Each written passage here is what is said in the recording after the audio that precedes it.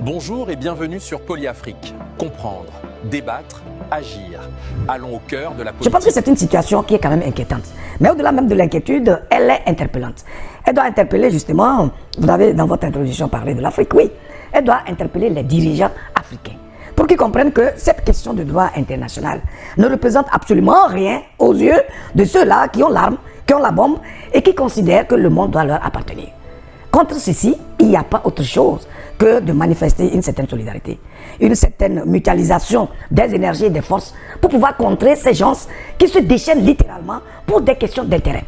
Donc le Venezuela, tout le monde sait que c'est le pays qui est doté de plus de gisements pétroliers, qui a un potentiel inouï. Et donc, à partir du moment où le président Trump se montre en conquérant, en impérialiste impénitent, il ne se donne aucune limite. Vous vous rappelez ces attaques récentes au Nigeria. Et comme par hasard, un pays pétrolier aussi. Donc on comprend son état mental et il n'est pas seul.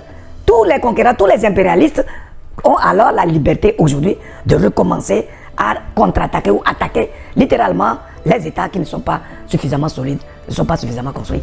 Polyafrique. Comprendre, débattre, agir.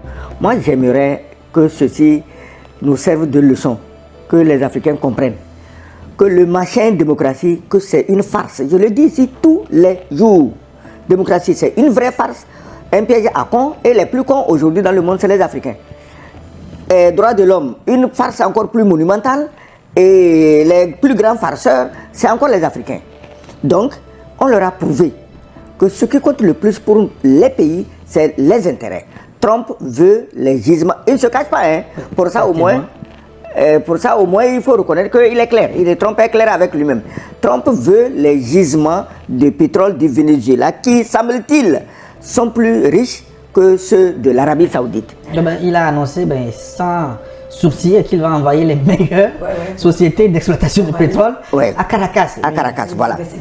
Donc, je crois qu'à un moment donné, les peuples du monde, et surtout ceux d'Amérique latine, s'étaient pris à rêver d'un monde un peu libre où il y a un droit. Non, parce que l'Amérique latine, c'est la propriété des États-Unis d'Amérique. Et ce n'est pas la propriété de l'État en tant que tel, c'est la propriété des sociétés qui produisent ici la banane, qui produisent là-bas le café, qui produisent là-bas tel ou tel minerai. Donc, Trump nous a montré, avec ce qui s'est passé ce week-end, qu'en réalité, tous les pays du monde doivent s'attacher à défendre leurs intérêts.